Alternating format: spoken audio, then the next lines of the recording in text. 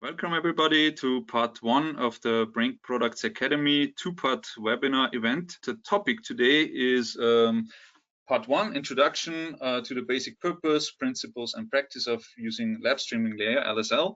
And our presenter was Dr. David Medine, who was one of the original developers of LabStreamingLayer. I had the personal pleasure to work with David as he was a product manager for BCI at Brain Products.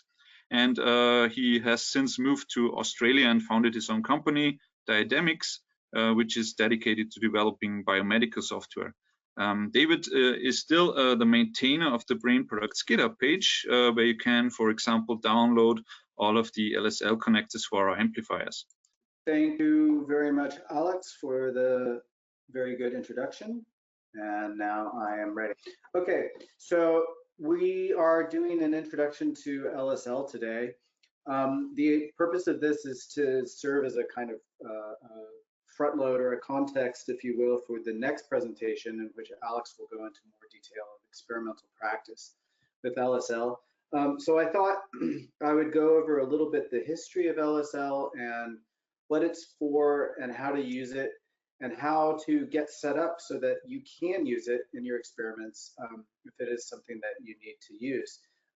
If it is something you need, it's probably the best tool for that need there is. I'm really proud to say that I've been a part of this project. I honestly, I don't do a lot of development on LSL core functions anymore. But part of that is because it's working very, very well, and there isn't a whole lot left to do. But there is a team, an international team, well, a loose consortium, I guess, of open source developers who are, you know, they hang around and they fix bugs. We fix bugs and we add features as need be. So it's a very healthy project. It's a very good project, and it's been really fun.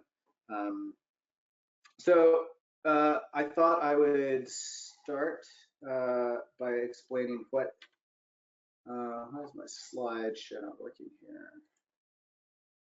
I don't know. Come on, slides. I'll have to do it this way. Okay, so what is LSL? Just a bit of background. LSL was originally authored by a guy named Christian Koch, who's from Austria. He's now an American citizen, I believe, in 2012. So it's about 10 years old now, at the Swart Center for Computational Neuroscience at the University of California, San Diego. If you're not familiar with that lab, it's probably biggest software tool that it's developed is EEG Lab, which is used by a lot of researchers who do EEG analysis. But one of the other things it's known for is the development of what's called MOBI, mobile brain body imaging. And the idea there is to do EEG experiments that put people in sort of real world situations where they move about and interact with their environment, not just look at a computer screen and click on mouse buttons and so forth. And the idea is that you can study the brain in its more natural state this way. So this excerpt from a paper here by Klaus Grauman, one of the first MOBI papers, is studying brain activity when people are doing a 3D object orienting task. So the person is moving, walking around in a space, pointing at different objects, looking, and the problem was how to synchronize the motion capture data with the EEG data. And this is quite a difficult problem. And they were successful in doing this with LSL, and this allowed them to do these kinds of analyses that you see where they do event-related potential, event-related spectral analyses, and independent component analysis that's time-locked to certain events that are, what's the word? They're chosen by the participant. The participant is asked to look at something, but the motion itself is registered by the motion capture. So the participant is free to move in a completely natural way. But because we can synchronize this data using LSL, you can actually do these kinds of analysis. So the task of LSL, in a nutshell, this is a slide by Christian, is to take all these different data streams and send them out to other things. That's basically what it does. And in the middle of that mix, it also has the task of synchronizing or providing the right information that will allow us to synchronize those data streams at a later time. And one of the goals of LSL is to make all of that basically behind the scenes. That's why we have this cloud analogy here. So all the researcher really needs to worry about is connecting to the devices and controlling the real-time viewers, the recording programs, or the online processing if necessary. None of the network discovery, none of the data type problems that you get into when you're trying to synchronize different data, none of the formatting issues, none of these are the responsibility of the researcher. And indeed, there's this list here of things that LSL tried to solve. And the first thing is format mess. So if you're trying to synchronize EEG with, say, eye tracking, well, the eye tracking file is going to be written in a completely different data format than the EEG file. So you need a way to rectify that. One of the things LSL tries to do is to make a common ground on which any type of data can be presented and read more or less by interchangeable reading objects. And then again, as I've mentioned, synchronization is one of LSL's key tasks. And ideally, the idea is to remove the complete need, or to remove the need completely for hardware synchronization.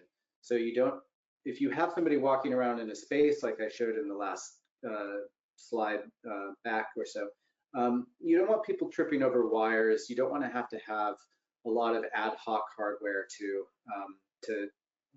get everything synced up.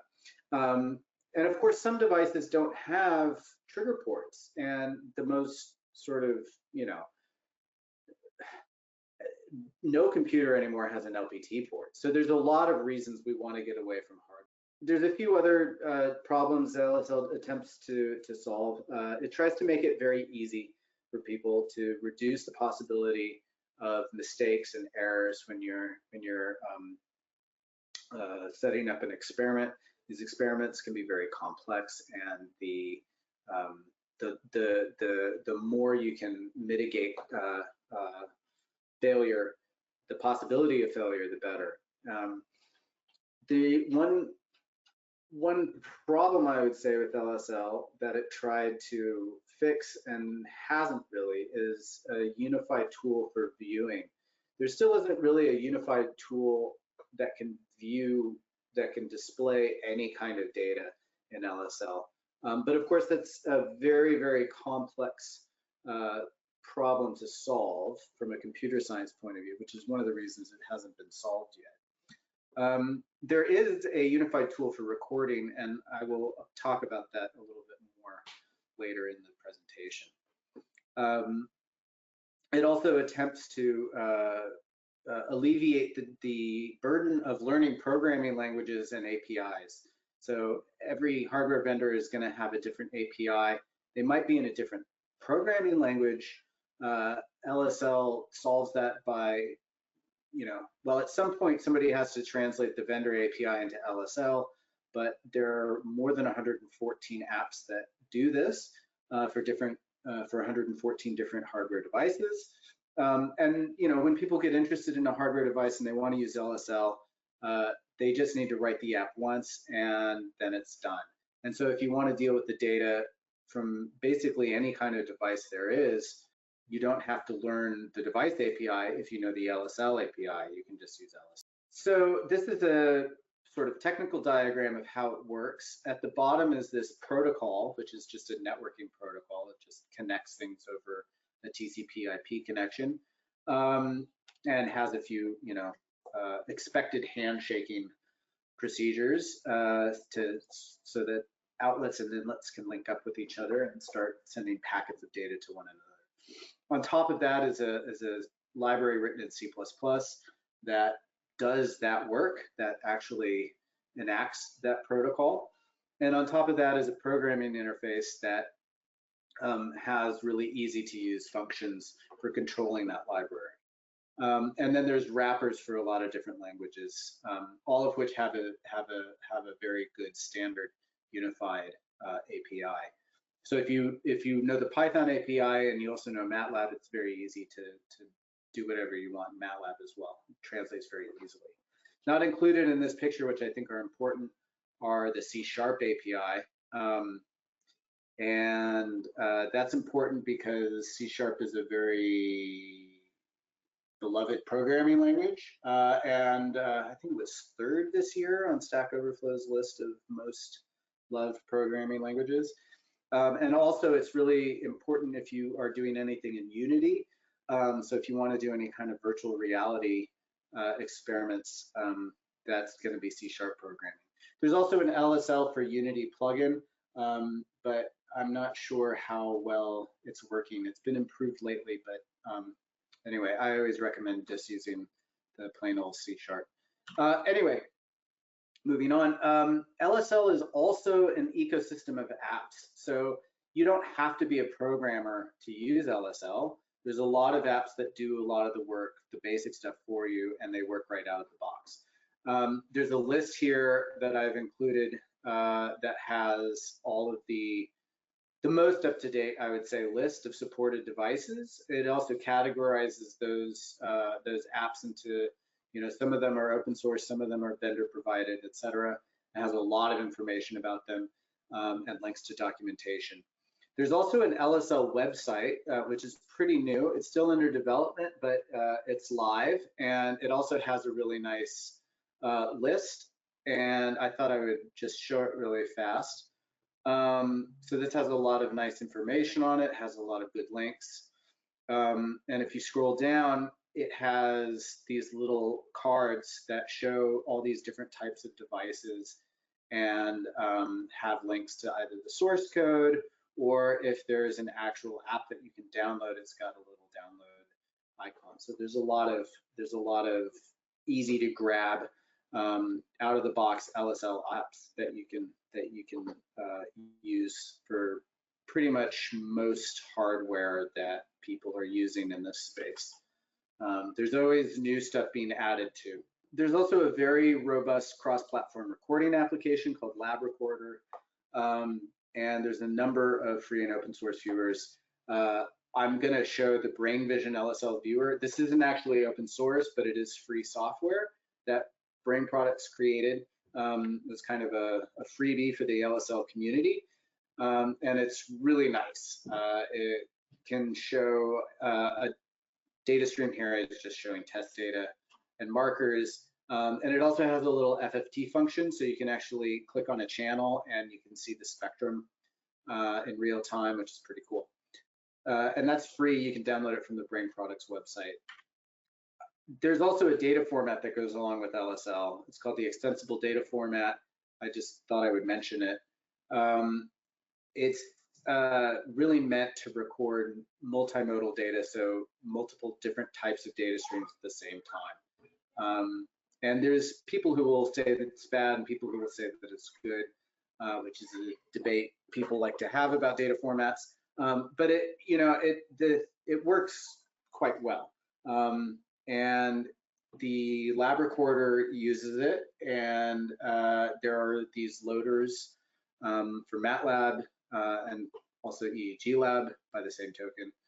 EEG Lab is written in MATLAB, Python, and also Julia now. And I think there might be one for R. I'd have to go back and check.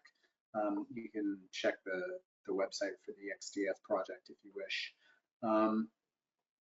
But it's really easy to just load up your data if you're using any of those platforms. Also, I didn't mention in this list M&E Python, which I think Alex is going to show a little bit. M&E Lab also, which is written in Python, also reads XDF files quite readily. So I'm going to sort of walk you through how you get set up with LSL. And do a little toy experiment while I'm at it. The things we're going to need for this are the Brain Products LSL connector, which you can get from the Brain Products GitHub page. So in keeping with the open source nature of the LSL, Brain Products decided to make these open source repositories to hold the source code for these connectors that you can use with your Brain Products hardware. And if you're not familiar with GitHub, it's a source code repository platform. So it's for hosting code, but it does have this nice thing, this releases page, which lets you just download installers and binaries. So you can go to the homepage and you can find the latest version, and you can download a plain old, installer wizard and run it. And once you've done that, you can get and just to use. Like I said, the Brain Vision LSL viewer is a really great viewer for LSL. And this is the link to find that on the Brain Products website. Lab Recorder doesn't have an installer, but you can just download the releases. And so what you get is a folder with an exa in it, labrecorder.exe, and you just double click it and it runs.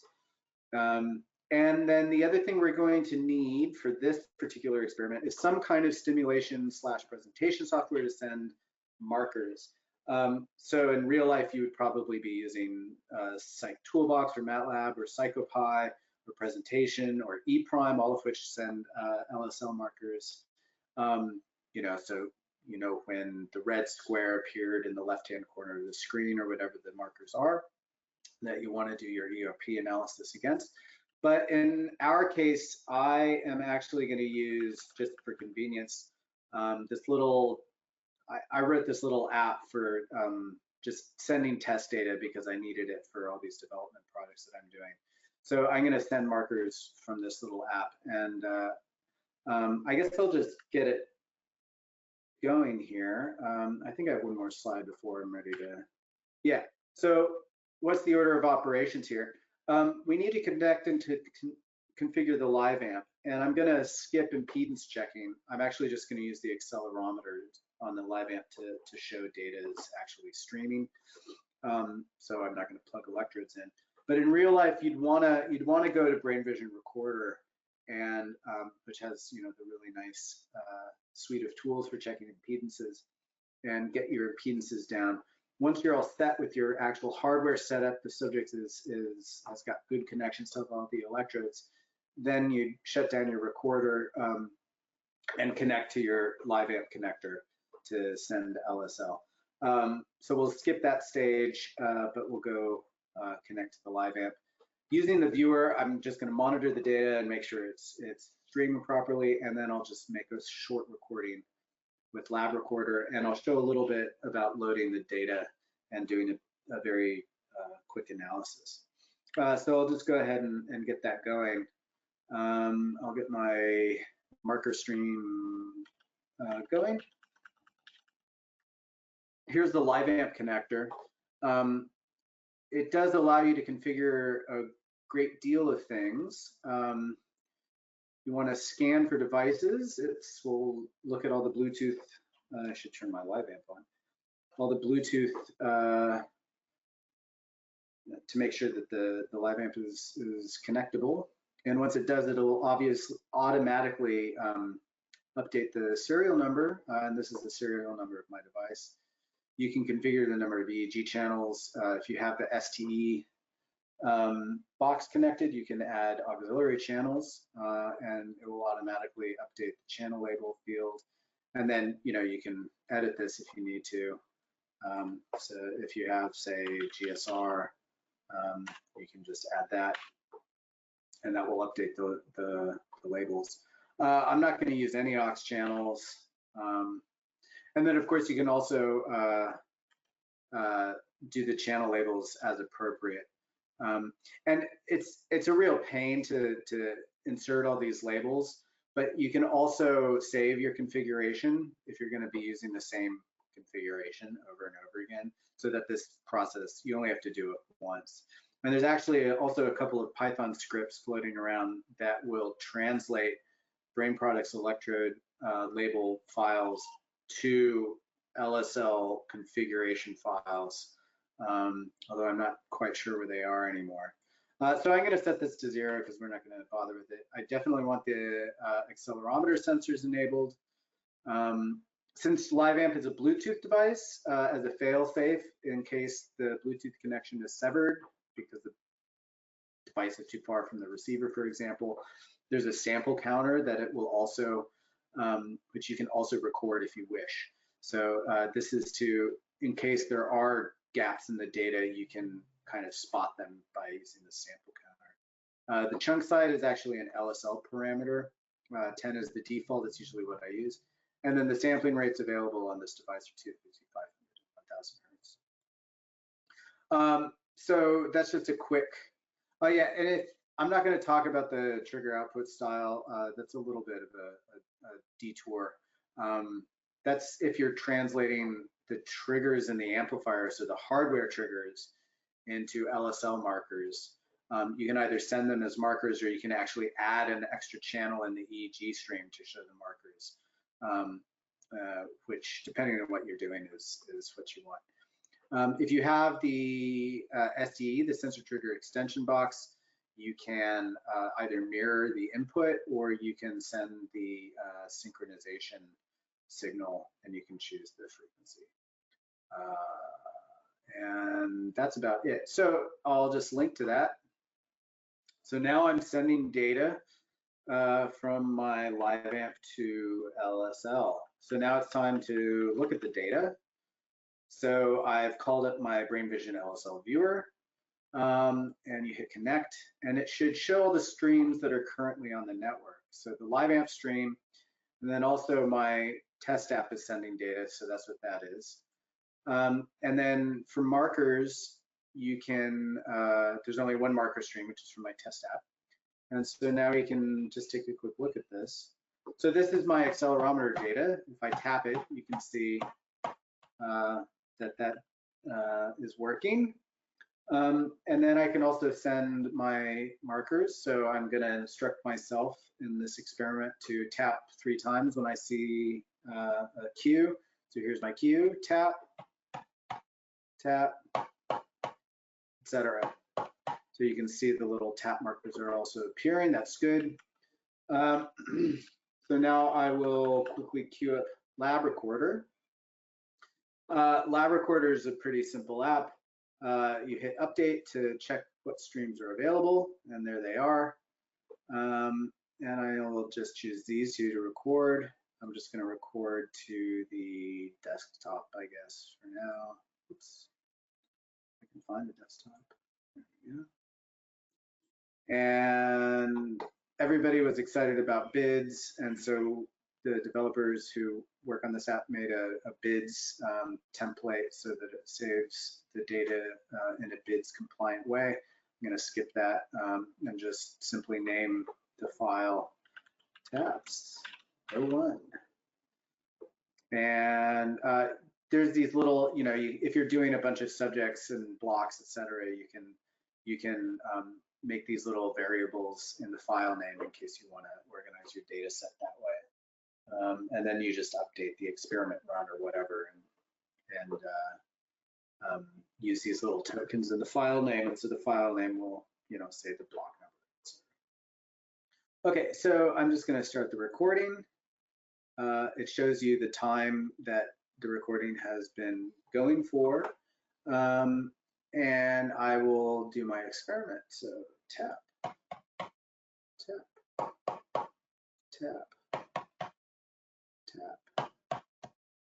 Okay, and now I will stop the recording, which takes a hot second, and we're done. Okay, so that was basically everything you need to know about doing the most basic LSL experiment in the world. I'll quickly just show an analysis, and this is mostly for, I guess, Python people, because I decided to do it in Python. But I won't explain the code. I'll just run it. Hold on, I need to copy my recently recorded experiment to the right folder. and then I will be ready to analyze it. So just bear with me for 1 second. But you'll see as I do this, this will lead into the next discussion, which is about how LSL synchronizes data, and I'll try to illustrate a few points. So PyXDF is the Python package that is able to load XDF data. So I need to import that, and then my scipy, numpy, and other doodads, and my matplotlib, so I can actually plot the data. So for those of you who are into Python, you can take a look at this, and it will hopefully help you if you're interested in doing some analysis code yourself, showing you how to load the streams, etc. So I'll just walk through the steps. So you load the data, you get this streams structure, and so from the stream structure, I have to get out the marker stream and the EEG stream, which is what this next block does. And I get some metadata from that information as well. So the EEG stream has this info bit, and it tells you the sampling rate and channel count, etc. I'm going to look at these two channels, ACC_X and ACC_Z. I know from ahead of time that that's what they're called, but you can also look at the stream, the labels themselves to find out what the channel labels are also called. But I know that that's what they're called because my handy dandy Brain Vision LSL viewer already finds that. It doesn't get the unit correct. It still thinks it's in microvolts, but in fact the unit is millig's, but that's okay. I know accelerometers are in millig's. And then I just shove the streams that I'm interested in. Well, I find the indexes for the channels that I'm interested in and hold on to that. I did a little filtering because that's something people always do when they analyze EEG, obviously. So I did a band pass. I did a high pass and a low pass, which is the same as a band pass, your time invariant systems, between 0.1 and 45 hertz, second order Butterworth filter. And this is the, by the way, the forward backwards filter, so it's a phase preserving filter. So it doesn't bend the EEG waves at all. The next bit is the part you're probably most interested in if you are a Python programmer and you want to do this. So what I'm doing here is I'm segmenting the data based on the markers. So the way I do it is I go through the markers, which is the time series, and I look for markers called tap because that's the marker I'm interested in. And when I find that, I get its timestamp. And what I do is I count from 1 in the EEG stream's timestamps. And as soon as that timestamp is no longer less than the timestamp of the marker, I'm going to say that's the point in the EEG stream that corresponds to the marker I'm looking at. Now, in reality, that's a very naive way to do it because it could actually be closer to the next time point in the EEG stream, but I didn't want to make a really complicated comparison, and this is just for demonstration purposes. But this will get you to, within one sample, the time point, not in seconds, but in samples in the EEG stream that is corresponding to the markers we're looking at. And then the next code does the actual segmentation. I end up with a thing called segments. I chose -0.1 and 0.9 seconds as the boundary, so it's a 1 second segment. So each of these, this tensor is going to be 500 samples by 2 channels, because that's what I told it to look at. I looked at just these 2 channels. And there's going to be 4 of those segments because I tapped the thing 4 times. And then I also store the timestamps because I want to show you something about that later. And then I average across segments. So this is just to show kind of like how you could encode kind of load the data and display it. So I'll run it and it'll plot it, and you'll see what I'm talking about. This takes a moment because all of my computer resources are being used at the moment by GoToWebinar. So please just bear with me. It's doing its thing. And in case you're not interested in Python, thank you for bearing with me. I try to show different approaches to analyzing data with different programming languages because people like to use their own stuff, and Python's really popular, so I think it's a good one to start with.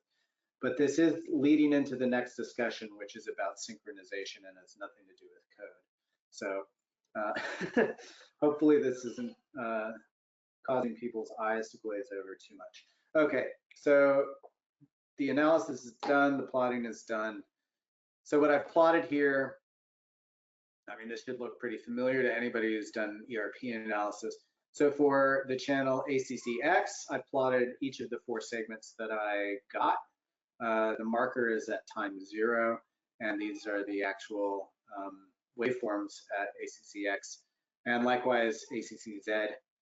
And then I also plotted the averages of those segments. So this is the average across segments. So the point I wanted to make about synchronization is the following. I'm going to zoom in on this for the first segment of ACCX to illustrate my point. It should pop up here in a moment. Here it comes. So I've plotted just segment 1 in points and also with a line. And I'm going to zoom in right here on the onset of the marker. Now, if you zoom in, you see the marker, which I've subtracted the times to make it time 0, actually comes between these 2 samples in the EEG. And that's because in the world, EEG data from a digital device, so when it comes from your hardware into your computer, it's digitized, it's sampled. So each of these time points shows, when the clock ticked on the analog to digital computer, converter, excuse me, in the hardware, what was the value at that electrode? And that's what you get from your hardware. And what LSL gets is that data in a chunk, and it has to figure out when that happened. And that's a lot of what LSL does behind that cloud that we saw at the beginning. Markers, on the other hand, are never going to snap to a grid because they're not on a grid the same way. They're not digitally sampled. There's no analog to digital converter that's cranking out, regularly spaced markers. They can occur at any time. Indeed, I just clicked my mouse to send those markers, and that can happen at any time in sort of real life continuous time. And that's why these will never quite line up. But what you do know for sure, because LSL works, is that if you see at the bottom right-hand corner, there's a little, the plot shows the actual X value, and this is in seconds. This point is happening, sort of 0.174 milliseconds after the marker came. So the samples don't line up with the markers, and if we were comparing 2 different data streams, say an eye tracker or motion capture with EEG, the data points also wouldn't be on the same grid. They wouldn't be commensurate with each other. But the relative times between points, which we can measure, in fact, we have that data, it's right there, is valid. So in that sense, LSL actually gives you subsample accuracy for when things happen.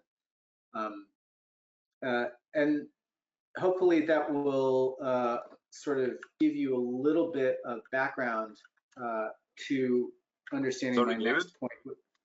Yeah, go ahead. Sorry, David, may I interrupt? So I got this question, what the chunk size, does it play a crucial role here? No, the chunk size doesn't play a crucial role. No, it doesn't. The chunk size, what you want to think about with chunk size is latency. So if you need your samples as soon as possible, you want a smaller chunk size. And the price you pay for that is efficiency. Because if you're pulling samples one by one, it takes a lot more computer resources than if you wait 10 milliseconds and you have a 10 millisecond chunk, and then you deal with them in a tight loop. So it's easier to get a chunk and go through a loop in terms of computer resources than it is to go through one sample at a time. But you have to wait for the whole chunk to arrive. So that's the trade-off. It's computational efficiency versus actual latency. So speed versus timeliness. But it doesn't affect the synchronization at all.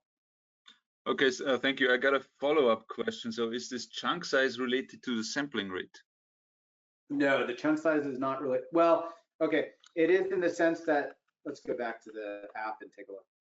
It is in the sense that the chunk size here is in samples, not in seconds or milliseconds or anything like that. So if I were to increase the sampling rate, the chunk size would go down in terms of time, right? So now it's 10 samples at 500 hertz, so 10 samples at 2 milliseconds, so it's 20 milliseconds. But if I increase the sampling rate to 1 kilohertz, now this chunk size is still going to be 10 samples, but it's going to be 10 1 millisecond samples, not 10 2 millisecond samples, if that makes sense. Yes, that's a good question. It's a little ambiguous. Yeah, and this is the chunk size that LSL is using. The hardware oftentimes doesn't let you configure the chunk size. So the live amp, I don't know what it is exactly. It sends data from the live amp to the computer in chunks, and I'm not sure how big those chunks are. They're not very big. And then LSL gets those chunks and chops them into 10 sample chunks and sends them 10 at a time out of LSL. So there's a few different things happening there. So you can't configure the amplifier chunk size, but you can configure the LSL chunk size. We're running kind of low on time, so I'll try to be quick about a very complex subject. What LSL does is what I call a continuous time rebase synchronization.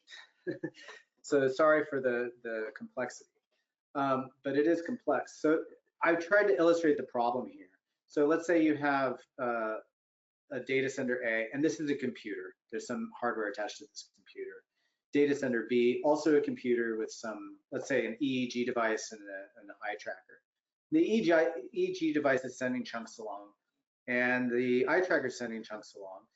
Let's say they're smaller chunks, and maybe they're not as well timed as the EEG chunks.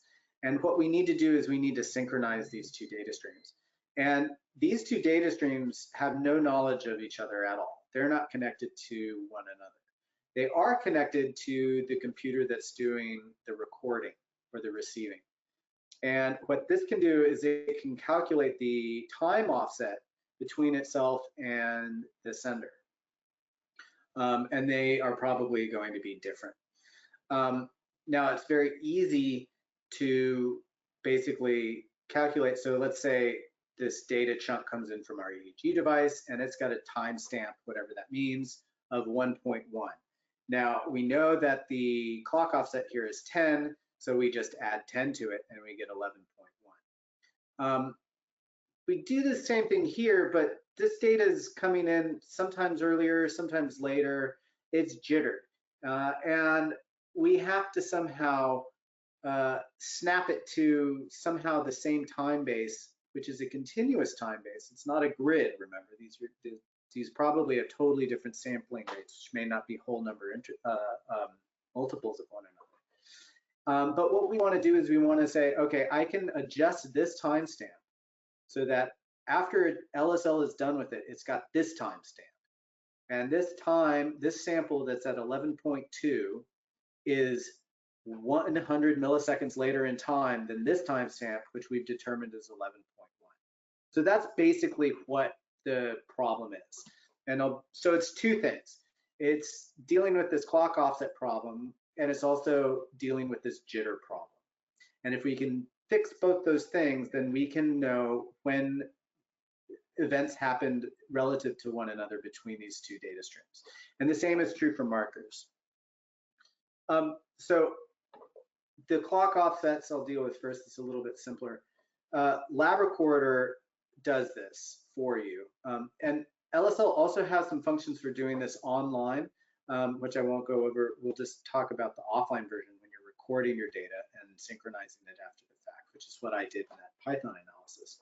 So LabRecorder does us a really big favor here. It calls this function called time correction from LSL's library to measure the clock offsets between the different PCs, our EEG PC and our LabRecorder PC and our eye tracking PC and our LabRecorder PC. And it does that every 5 seconds. You can change this default value, but 5 seconds is 99.9% of the time, totally exactly what you want. And this data is also stored in the XDF file. And then when you load the data, you can use that information to remap these time series onto this time base. And since they're both being remapped onto the same time base, that will correct for this clock offset issue. It does that, time correction uses this clock synchronization algorithm. It's very simple. It's a battle-tested thing that the internet does all the time, part of what's called the network time protocol. And it does this by sending these little packets round trip and recording the time it's sent, received, and then you just do these little expressions and very simple math, obviously, and it will give you the offset between these two PCs. So PCs always have different clock times unless they're connected to some master clock somehow, because, well, in the case of Windows, Windows counts its time, its CPU time, based on when you last booted the computer. So obviously no two computers will ever have two window computers will ever have the same time because they were going to have been booted at different times. So oftentimes this clock offset is a huge number, and I'll illustrate that. The XDF loader for MATLAB uses a pretty sophisticated way of dealing with this. It's this super hard to understand nonlinear mathematical procedure called the alternating direction method of multipliers, which incorporates the Huber loss function. You can read the code in the paper about it if you're curious. But at the end of the day, at the end of the algorithm, what you get is a simple linear map. It's a DC offset and a slope. It's a point intercept between the stream host time base and the LabRecorder host time base. And this is simply applied to the timestamps. So the timestamps in for example, our EEG host originate here. They come from this PC's sense of time. And then the LabRecorder host has its own sense of time, and it also checks what the time offset is periodically. And with those three pieces of information, we can construct this, second order linear map. So it's just a offset and a linear slope. Correcting for the jitter, we must also do, and the reason, so it's probably the case, not necessarily, but very likely the case, that your device is sampling the data very regularly in time. So these little ticks here, this picture is attempting to illustrate the problem. These ticks here show when measurements occur at the electrode and are recorded into the data stream. That's because your hardware device is a pretty simple hardware thing that doesn't have an operating system on it. Your computer, on the other hand, has a time-sharing operating system on it, and that means in addition to LSL asking for timestamps, clock times, it's doing thousands, if not hundreds of thousands, if not millions of other things at the same time, right? It's listening to your mouse, it's refreshing the screen. If somebody clicks on CNN.com, it's gonna load a bunch of videos. And so no matter how much you beg your operating system to prioritize LSL, it will not deliver timestamps in a timely manner. And so what you get is these kind of jagged intervals in time. And you have to map them to what you assume is a very regular grid. And that is linear regression. It's a pretty simple thing that everybody knows how to do from linear algebra. And that's how it does it. But this can lead to a couple of problems that I'll go over. The first one is that the actual sampling rate to which it regresses to is never going to be exactly what the device says.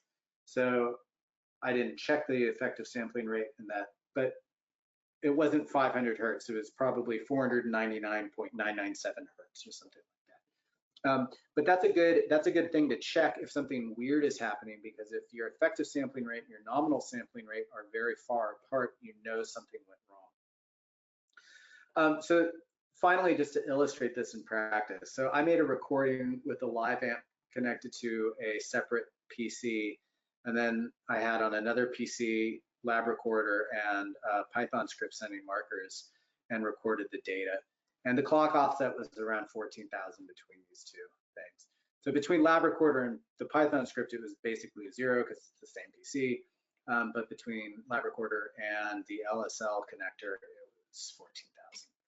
And here are the three options. So this is with clock sync and dejitter done on the data. This is with no clock synchronization, and this is with clock synchronization and no dejitter.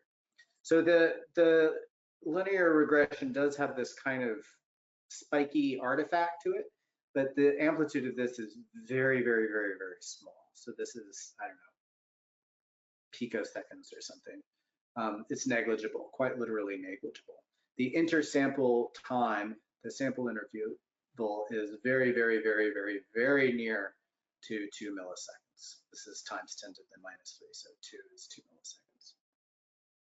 If we don't synchronize or if we don't account for the clock offsets, no, well, the EEG data is going to be way over here in time because it's, 14,000 seconds off from where the markers are. So this is all of 5 minutes of EEG data that I recorded. And obviously there's no way to synchronize these markers with these EEG timestamps. And if you don't dejitter, well, you're still getting pretty good, pretty close to 2 millisecond intersample intervals. But there's these little spikes, and some of them sometimes are pretty big. So this is, 18 milliseconds, and this is negative 18 milliseconds. And that's bad. If you're doing an event-related potential and you're off by maybe plus, maybe minus 18 milliseconds, you're not going to get very good averaging. So this is just to illustrate that this dejittering and this clock offset business is serious, and it's really nice that LSL has this kind of framework for doing this. And by the way, you don't have to do any of this yourself. Like LSL, when you load data using those loaders, they do this automatically for you. It's only when you really need to inspect the data and make sure nothing went wrong that you want to turn these off and see, okay, maybe this is happening. And I have a few slides that kind of talk about that, but I think I'm going to skip them right now and just go straight to questions because we have only 8 minutes left. And if anybody has any questions about that, I'd be happy to answer. Last slide I want to say, this is just where to go for help. The documentation is really good. There's a lot of tips and tricks. And for real-time help, join the LSL Slack channel. There's an invite on the GitHub page. There's also an invite on the LSL website that I showed earlier. And so you click that link, you can join the LSL Slack community, and there's people hanging out in there all day, every day who answer questions really fast. They're done everything, seen everything under the sun, and people discuss things, not just LSL itself, not just the apps themselves, but larger issues as well. So that's a really good community to get involved in. And finally, I just wanted to say, if you have any problems with any of the open source apps or LSL itself, the library itself, please post to the issues page, because what that does is that alerts all the developers automatically. We get emails when people post there and we see the issue, and if there's a bug, we want to know about it and we'll fix it. And it's a great way for you to get involved in the project, because if you find a bug, even if you don't have the technical background to fix it yourself by changing the source code, you can at least notify the people who are working on that, and that's really, really, really valuable for us. So those are the 3 places to go for help, and that's it. Thank you for your attention, and please let's open it up to questions. Welcome back. Thank you for listening and watching this very informative video. As I already said, there were a lot of questions in the recorded session. I think there are about 20 minutes worth of questions answered by David, and you will be able to download this in a few days. So I would just like to put a few questions here that were raised during this showing. So one question was about the integration of impedance checking. So the question was, wouldn't it be easier to just use a recorder and the RDA feature, the remote data access feature of recorder, and then use the LSL connector to convert this RDA to LSL? Well, a simple answer here is I would not recommend, because this adds additional delay that is fairly noticeable. So I would always recommend to use the corresponding LSL connector and really switch from impedance view to LSL streaming.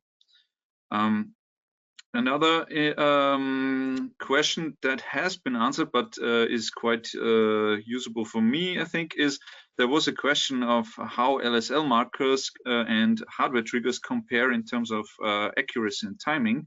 And I think this is, I will just use this as advertising for next week. So I would like to inform you more about this. I will show you how to run experiments in ePrime, Presentation, PsycToolbox, and PsychoPy, and how to use LSL markers and hardware triggers at the same time, and also how to analyze these, because there are a few things you should consider. For example, added latency of amplifiers, because they need a little bit time until the stream is available, whereas LSL markers are sent to the stream immediately. So these things will be covered next week. There will be 2 sessions, both of them will be live. As we are in Europe, so it's easier for us. David is in Australia, so I can understand that he was not available for 2 live sessions. So still, I want to thank him for this great video, and also for you, your attendees. And if there are still any questions left, please don't hesitate to reach out to us. We will try to answer any questions you might still have, and we'll also be happy to relay them to David. So thank you again, and hopefully I will see a lot of you next week. All right, bye-bye.